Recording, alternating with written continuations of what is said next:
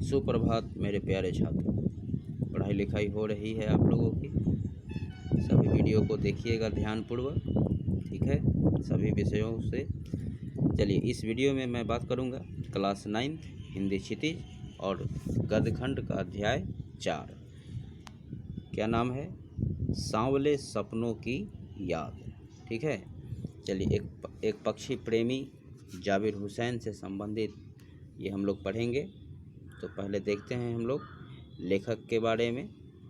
देखिए, जाबिर हुसैन का जन्म सन 1945 में गांव नौनही, राजगीर, जिला नालंदा, बिहार में हुआ। वे अंग्रेजी भाषा एवं साहित्य के प्राध्यापक रहे। सक्रिय राजनीति में भाग लेते हुए 1977 में मुंगेर से बिहार विधानसभा के सदस्य निर्वाचित हुए और मंत्री बने। सन 1995 से बिहार विधान परिषद के सभापति हैं। जाबिर हुसैन हिंदी, उर्दू तथा अंग्रेजी तीनों भाषाओं में समान अधिकार के साथ लेखन करते रहे। उनकी हिंदी रचनाओं में जो आगे है, डोला बीबी का मजार, अतीत का चेहरा,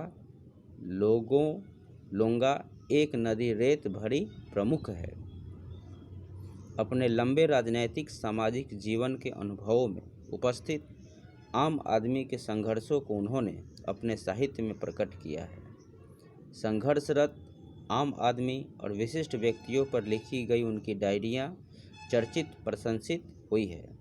जाबिर हुसैन ने डायरी विधा में एक अभिनव प्रयोग किया है जो अपनी प्रस्तुति शैली और शिल्प में नया है। आइए अब सांवले सपनों की याद का हम लोग कुछ संक्षेपण देखते हैं कि प्रस्तुत पाठ जून 1987 में प्रसिद्ध पक्षी विज्ञानी सालिम अली, इस नाम को याद रखिएगा, सालिम अली की मृत्यु के तुरंत बाद डायरी शैली में लिखा गया संस्मरण है। संस्मरण का मतलब उनकी याद में। सालिम अली की मृत्यु से उत्पन्न दुख और अवसाद को लेखक ने सांवले सपनों की याद के रूप में व्यक्त किया है। सालिम अली का स्मरण करते हुए लेखक ने उनका व्यक्ति चित्र प्रस्तुत किया है। यहाँ भाषा की रवानी और अभिव्यक्ति की शैली दिल को छूती है। रवानी मतलब खूबसूरती। आइए प्रारंभ करते हैं। याद रखिएगा, सालिम अली बहुत बड़े पक्षी प्रेमी थे। सुनहरे परिंदों के, चिड़ियों के खूबसूरत पंखों पर सवार सांवले सपनों का एक हुजूम मौत की खामोश वादी की तरफ अग्रसर है। कैसी वादी? खामोश वादी, मौत की। कोई रोक टोक सके कहाँ संभव है। इस हुजूम में आगे आगे चल रहे हैं सालिम अली, अपने कंधों पर सैलानियों की तरह अपने अंतहीन सफ़र का बोझ उठाए। लेकिन यह सफ़र पिछले तमाम सफ़रों से भिन्न है। ठीक है।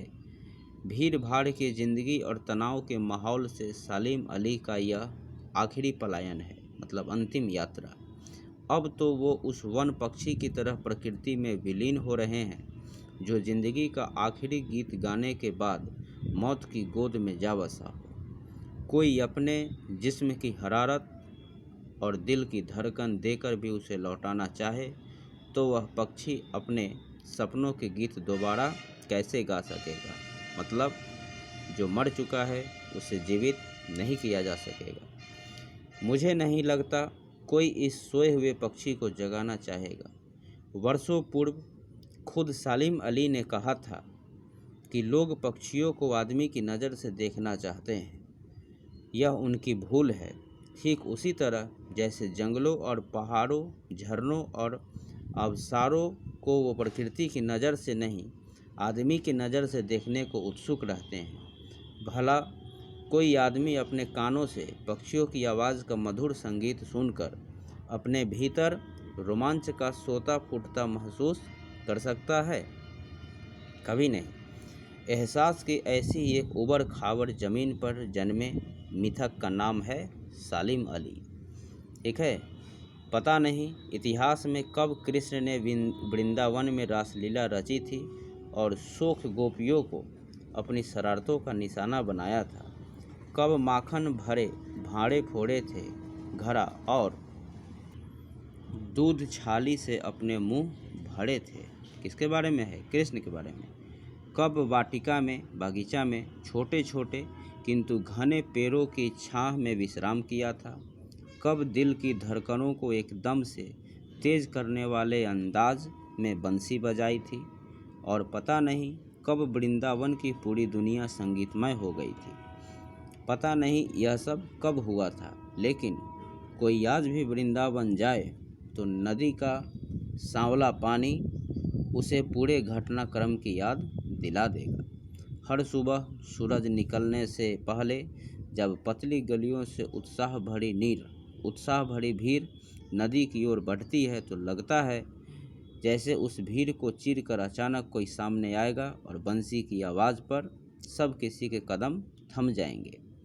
हर शाम सूरज ढलने से पहले जब वाटिका का माली सैलानियों को हिदायत देगा तो लगता है जैसे बस कुछ ही क्षणों में वो कहीं से आ टपकेगा और संगीत का जादू वाटिका के भरे पूरे माहौल पर छा जाएगा।